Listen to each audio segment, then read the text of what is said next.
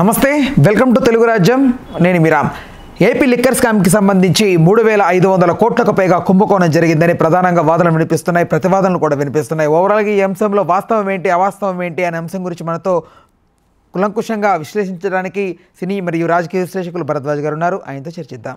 భరద్వాజ్ గారు నమస్తే. నమస్తే. మిథున్ రెడ్డికి సంబంధించి జరుగుతున్నటువంటి లిక్కర్ స్కామ్ అరెస్ట్ గురించి మీ అభిప్రాయం ఏంటి? అసలు మీ పర్స్పెక్టివ్ ఏంటి? ఇందులో ఏమైనా కొత్త కోణం ఉన్నాయా?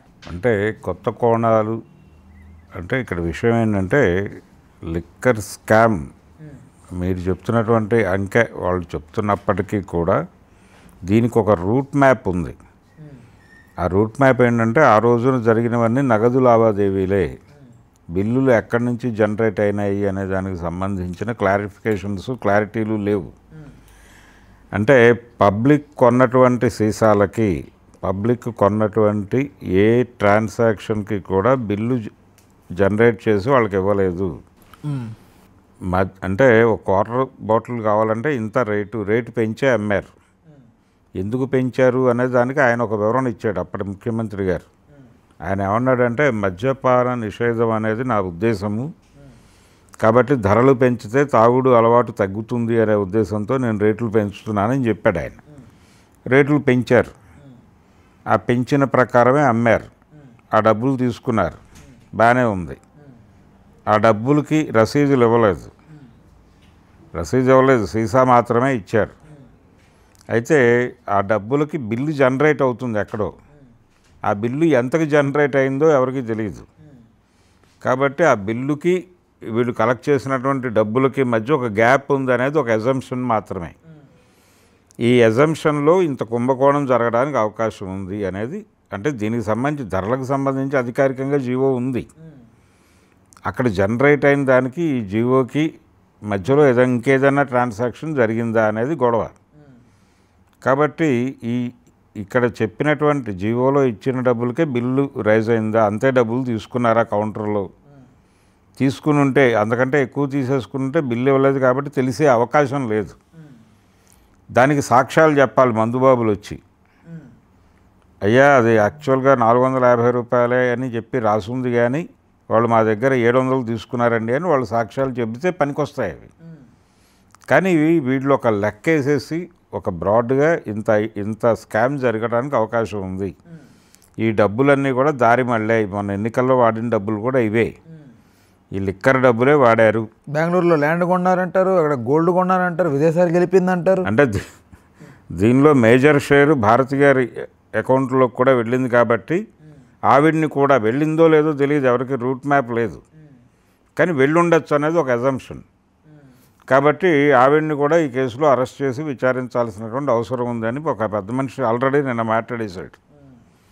ఇలా ఈ నగదు లావాదేవీలకు సంబంధించినటువంటి వ్యవహారము, ఈ డబ్బులు ఎక్కడికి వెళ్ళాయి, ఎవరి కాంపౌండ్లోకి వెళ్ళాయి, ఎవరి అకౌంట్లలోకి వెళ్ళాయి, ఫైనల్గా వాటి ప్యాసేజ్ ఏమిటి అనే దానికి సంబంధించి ఎవరి దగ్గర క్లియర్గా రూట్ మ్యాప్ ఏం లేదు. సాక్ష్యాలు పట్టుకురావాలి. ఇప్పుడు ముందస్తుగా అరెస్టులు జరిగిపోతున్నాయి. మిథున్ రెడ్డి లోపలికి వెళ్ళిపోయాడు. ఇప్పుడు విజయసాయి రెడ్డి గారి కండిషన్ ఏంటనేది చూడాలి. విజయసాయి రెడ్డి ఆయన అప్రూవర్గా మారతాడా లేకపోతే అరెస్ట్ అవుతాడా అనే ఒక చర్చ జరుగుతోంది. నాకు దొరికిన అంచనా మేరకు ఆయన పార్టీకి రిజైన్ చేసిన రోజే అప్రూవర్గా మారడానికి సిద్ధపడి ఉంటాడు అనేది ఒక అనుమానం. అంటే ప్రభుత్వ సాక్షిగా మారతాడు ఆయన.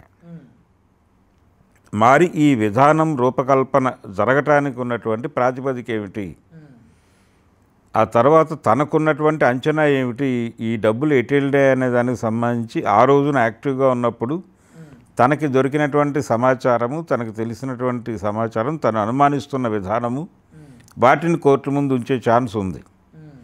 ఇది ప్రభుత్వ సాక్ష్యంగా బలంగా ఉపయోగపడితే ఎవరికైనా శిక్షలు పడే ఛాన్స్ ఉంది. కాబట్టి చాలామంది గురించి ఆయన ఆల్రెడీ పబ్లిక్ డొమైన్లోనే మాట్లాడేశాడు. ఈ పబ్లిక్ డొమైన్లో మాట్లాడినవి కోర్టులో మాట్లాడితే చాలు, కొద్దిమంది గట్టిగానే ఇరుక్కుంటారు. ఇది ప్రమాదం, ఇదొక ప్రమాదం ఉంది అక్కడ ఆ కేసుకు సంబంధించి. విజయసాయి రెడ్డి ఏం కాబోతున్నాడు అనేది, ఆయన అరెస్ట్ అవుతాడా లేకపోతే అప్రూవర్గా మారతాడా అనే ఒక డిస్కషన్ ఆల్రెడీ పబ్లిక్ డొమైన్లో మొదలైంది. సరే, చంద్రబాబు గారు ఏదో మేనేజ్ చేసి విజయసాయిని అప్రూవర్గా మార్చి ప్రభుత్వ సాక్షిగా వాడుకుని వాళ్ళకి వ్యతిరేకంగా నిలబడేటట్లు చేసి అదేదో గట్టిగానే వైసీపీని ఇరకాటంలో పెట్టడం అనే ప్రోగ్రాంలో భాగంగా దీన్ని వాడాలనుకుంటున్నారు ఆవిడ. దాని ప్రకారమే పావులు కదుపుతున్నారు, అరెస్టులు జరుగుతున్నాయి. కాబట్టి ఫైనల్గా కోర్టుకు వెళ్ళిన తర్వాత ఈ కేసు ఏమవుతుందనేది చూడాలి. ఈ కుంభకోణం జరిగింది అని నిర్ధారించి బలమైన సాక్ష్యం చెప్పగలిగిన వ్యక్తి విజయసాయి రెడ్డి అవుతాడు.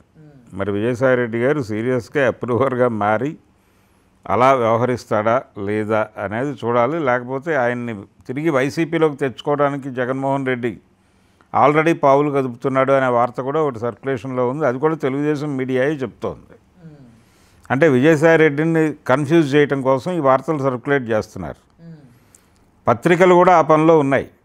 వైఎస్ఆర్సీపీని అంటే పూర్తిగా డ్యామేజ్ చేయడంతో పాటు ఈ కేసుని ప్రభావితం చేసే లెవెల్లో కథనాలు వెలువరిస్తున్నారు వాళ్ళు. ఇది తప్పు. నిజానికి లీగల్గా ఎవరైనా కేసు వేసుకోవచ్చు, కానీ ఎవరు వేస్తారు వాళ్ళ మీద అనేటువంటి ధైర్యంతో ఇష్టం వచ్చినట్టు రాసేస్తున్నారు. వార్తలు సర్క్యులేట్ అవుతున్నాయి. మాట్లాడితే కక్ష రాజకీయం అంటారు దీన్ని, ఈ ఇష్యూని. బట్ కక్ష రాజకీయం అనేదానికి అతీతంగా ఉండదే కదా గౌరవ న్యాయస్థానం. బట్ గౌరవ న్యాయస్థానం దగ్గర ఎలాంటి ఆధారాలు రాకుండా న్యాయస్థానంలోకి కేసు వెళ్ళింది, అరెస్టులు అవుతున్నారు. దీని గురించి మీరు ఏం చేయదలుచుకున్నారో అది చేయండి.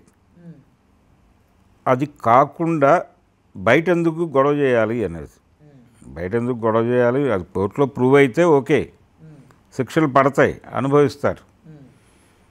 ముందస్తుగా ఈ గొడవలు ఎందుకు వాళ్ళు ఇలా వీళ్ళు ఇలా అనేది ఎందుకు మాట్లాడుతున్నారు? ఓపెన్గా పబ్లిక్ డొమైన్లోకి వచ్చి సైలెంట్గా ఉండొచ్చు కదా, ఉండట్లేదు. అందుకని ఇప్పుడు ప్రతి ఒక్కరికి అంటే ఈ లిక్కర్ కుంభకోణం కేసులో గట్టిగా వైసీపీని దెబ్బతీయాలి అనేది అయితే చంద్రబాబు నాయుడు గారికి బలమైనటువంటి ఒక ప్రోగ్రాం ఉంది, అంటే అవకాశం ఉంది ఇరికించడానికి. ఎందుకంటే ఇక్కడ మొత్తం నగదు లావాదేవీలు జరిగాయి అనేదే ఈ కేసులో ఉన్నటువంటి బలమైనటువంటి వ్యవహారం. డిజిటల్ ట్రాన్సాక్షన్స్ లేవు, కార్డులు కూడా యాక్సెప్ట్ చేయలేదు వాళ్ళు, యూపీఐలు యాక్సెప్ట్ చేయలేదు ఆ రోజు, నిజమే.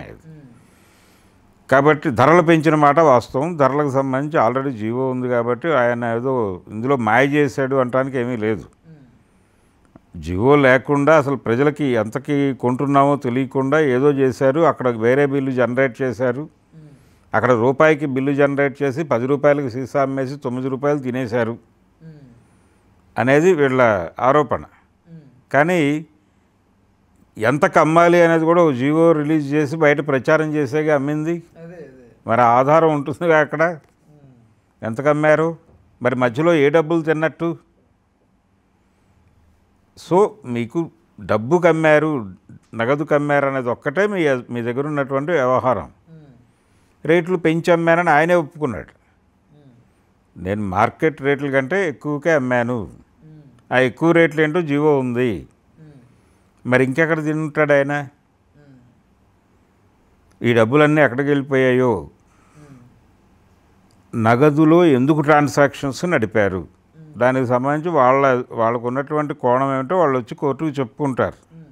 అది కోర్టు ఓకే అనుకుంటే నడుస్తుంది, లేదంటే శిక్షలు పడతాయి. ఆ శిక్షలు పడ్డ తర్వాత వాళ్ళు ఇంకో కోర్టుకు వెళ్ళి అప్పీల్ చేసుకుని బయటపడతారు. ఇదంతా ప్రాసెస్లో జరగాలి. కానీ ఈ కేసుని నమ్ముతున్నాడు చంద్రబాబు నాయుడు బలంగా. ఇది కరెక్ట్గా ఇరికించే కేసు, ఇది చాలా కీలకమైన కేసు, దీనిలో కనీసం ఒక 5-6 తొయ్యాలి. అలాగే దీనికి ప్యారలల్గా వివేకానంద రెడ్డి హత్య కేసును నడపాలి. తద్వారా వైఎస్ఆర్సీపీని ఇన్ టోటల్ కంట్రోల్లో తీసుకోవడానికి ఏం జరుగుతుందో చూద్దామనే మూడ్లో ఆయన రెండింటినీ ప్యారలల్గా నడిపే ప్రయత్నం చేస్తున్నాడు. ఇప్పుడు కంట్రోల్ చేద్దామని ఆయన ప్రయత్నిస్తుంటే లైక్ ఇప్పుడు మొన్నటి వరకు బయటికి రాని ఏదైతే ఈ గ్రౌండ్ లెవెల్ ఈ కార్యకర్తలు శ్రేణులు ఉన్నారో వీళ్ళు మొన్న రాజమండ్రి సబ్ జైల్ అక్కడికి వచ్చి వాళ్ళ నిరసన వ్యక్తపరిచారు. సో ఇలాంటివి రిపీటెడ్గా చేస్తూ ఉంటే వన్స్ అపాన్ ఏ టైం విపరీతంగా రిఫ్లెక్ట్ అవుతుంది కదా వైసీపీ నుంచి. రిఫ్లెక్ట్ అవుతుందా? ఇప్పుడు ఒకటండి, రాజకీయ వ్యాపారం జరుగుతోంది చాలా ఓపెన్గా అందరికీ తెలుసు. రాజకీయ వ్యాపారము అనగా రాజకీయాన్ని అడ్డం పెట్టుకుని వ్యాపారం చేయటమే. అది అన్ని పార్టీలు చేసినాయి. కాంగ్రెస్ చేసింది, తెలుగుదేశం చేసింది, వైఎస్ఆర్సీపీ కూడా చేసింది. అంటే చెయ్యకపోతే కుదరని పరిస్థితి ఉంది. మార్కెట్ ఎకానమీలో ఉన్నాం మనం. మార్కెట్ ఎకానమీలో ప్రతి ప్రభుత్వము ఆ ప్రకారం వ్యవహరించాలి. చంద్రబాబు నాయుడు గారు స్కీమ్ ఎందుకు అనౌన్స్ చేశాడు? ఇప్పుడు సెంట్రల్ గవర్నమెంట్ కూడా స్కీమ్ అనౌన్స్ చేసింది. జనాలను ఇన్వెస్ట్ చేయండి, 21,000 కట్టండి, మీకు వడ్డీలు రోజు నెల వడ్డీలు వస్తాయి, మీరు హాయిగా బతకచ్చు, ఇలాంటి స్కీమ్స్ ఏవి అనౌన్స్ చేస్తున్నారు. చంద్రబాబు నాయుడు గారు అనౌన్స్ చేశాడు, కేంద్ర ప్రభుత్వము నిర్మలా సీతారామన్ గారు. ఆ స్కీమ్ ఏంటి సార్? అది ఏంది? 21,000 కడుతూ ఉండాలి మీరు. అదేదో మెచ్యూర్ అయిపోతే మీకు నెల ఇన్కమ్ రావడం మొదలవుతుంది. అంటే దానికి ఇన్కమ్ ట్యాక్స్ నుంచి మీకు ఒక అంటే ఇన్కమ్ ట్యాక్స్ దీనిలోకి వెళ్ళదు. అది ఆ మేరకు పరిరక్షణ ఉంటుంది మీ సంపాదనకి. అది వాళ్ళు చెప్తున్నటువంటి అంటే అదొక స్కీమ్ గవర్నమెంట్ నిర్వహిస్తుంది కాబట్టి మీరు భరోసాగా ఉండొచ్చు అని. ఇలాంటి స్కీములు ఇవన్నీ రకరకాల వ్యాపారాలు చేస్తున్నారు మీరు. రాజకీయం ఇట్సెల్ఫ్ బిజినెస్గా మారిపోయింది. మారిపోయిన తర్వాత ఇప్పుడు కార్పొరేట్లకు భూములు ఇస్తున్నారు. భూములు ఇచ్చిన తర్వాత లోకల్ ప్రజలకు అక్కడ ఉద్యోగాలు వస్తాయని చెప్తున్నారు. ఏ ఉద్యోగాలు ఇస్తారు వాళ్ళు? గేట్లు తీసే ఉద్యోగాలు, గేట్లు మూసే ఉద్యోగాలు ఇవ్వటం తప్ప, పాయిఖానాలు కడగడం తప్ప. ఇప్పుడు ఫార్మా క్లస్టర్లు అంటున్నాడు ఆయన రేవంత్ రెడ్డి గారు. ఫార్మా క్లస్టర్లలో లోకల్ పీపుల్కి ఉద్యోగాలు అంటే ఈ ఉద్యోగాలే ఉంటాయి. ఆ ఫార్మా ఎవరైతే కోర్గా పనిచేస్తారో ల్యాబొరేటరీలో వాళ్ళు ఎవరో లోకల్ పీపుల్ అయి ఉండరు. ఎక్కడి నుంచో తెచ్చి ఇక్కడ పెడతారు వాళ్ళని. లోకల్ పీపుల్ ఏమో ఈ బాత్రూములు కడుగుట, తలుపులు తీయుట, తలుపులు వేయుట పనులు చేస్తారు. ఎందుకు భూములు ఇవ్వాలి అసలు వీళ్ళకి అనే ప్రశ్న ఉదయించిన తర్వాతే వాళ్ళు తాళాలు వేసుకుని వీళ్ళకి వెళ్ళిపోయారు బయటికి, భూములు ఇవ్వమని. ఇప్పుడు అక్కడ కూడా అదే జరుగుతుంది అమరావతిలో. అంటే ఈ భూములన్నీ కార్పొరేట్లకు కట్టబెట్టడం మీద ఉన్న శ్రద్ధ ప్రజల మీద లేదు ప్రభుత్వాలకి. ఇది ఏ ఒక్క ప్రభుత్వము దీని నుంచి మినహాయింపు కాదు. అన్ని ప్రభుత్వాలు ఇలాగ వ్యవహరించినవే. కాబట్టి ఈ వ్యాపారం రాజకీయం కలగలిసి నడుస్తున్నప్పుడు ఈ మద్యం కుంభకోణం జరగటానికి ఛాన్స్ ఉంది. ఆ డబ్బులు ఎలా వెళ్ళాయి, లెక్కలోకి రాకుండా డబ్బులు ఎవరి చేతిలోకి వెళ్ళాయి అనేది ప్రూవ్ చేయాలి. ఎలిగేషన్ పెట్టడం కాదు, అది కోర్టులో ప్రూవ్ చేయాలి కదా. ఏం పెట్టి ప్రూవ్ చేస్తారు? సాక్ష్యాలను ఎక్కడి నుంచి పట్టుకొస్తారు? ఎలా ప్రొవైడ్ అవుతాయి? ఒకవేళ విజయసాయిరెడ్డి అప్రూవర్గా మారితే ఆయనే కీలక సాక్షి అవుతాడా జగన్కు వ్యతిరేకంగా? ఇన్ని రకాల గందరగోళాల మధ్య కేసు నడుస్తోంది. కాబట్టి ఫైనల్గా వాళ్ళు బెయిల్ మీద బయటకు ఇప్పుడు ఇమ్మీడియట్గా ట్రయల్ జరుగుతుందని కూడా నేను అనుకోవడం లేదు. కోర్టుకున్నటువంటి బిజీ షెడ్యూల్లో అది ఎప్పుడో సెట్ అవుతుంది. ఈ లోపల వీళ్ళు బెయిల్స్ మూవ్ చేసుకుని బయటకు వచ్చే ప్రయత్నం చేస్తారు. వివేకానంద రెడ్డి గారి హత్య ఈరోజు వరకు తేలలేదు. ఇలా తేలని కేసులు అనేక ఉన్నాయి. వాటిలో ఈ కేసు కూడా అలా కొనసాగుతూ ఉంటుంది. అంతవరకే ఇమీడియట్గా ప్రమాదాలు ఉంటాయని నేనైతే అనుకోవడం లేదు. రైట్. ఓకే భరద్వాజ్ గారు, థ్యాంక్ యూ. హలో, తెలుగు రాజ్యం ఛానల్ చూస్తున్నారా? సామాజిక, రాజకీయ, జీవన చిత్రణే తెలుగు రాజ్యం. అతిశయోక్తులు, అసత్యాలు ఉండవు. రాజకీయ కోణం కాదు, ప్రజా కోణమే కొలబద్ద. తెలుగు రాజ్యం వీక్షణ మీ ఉత్తమ అభిరుచికి నిదర్శనం.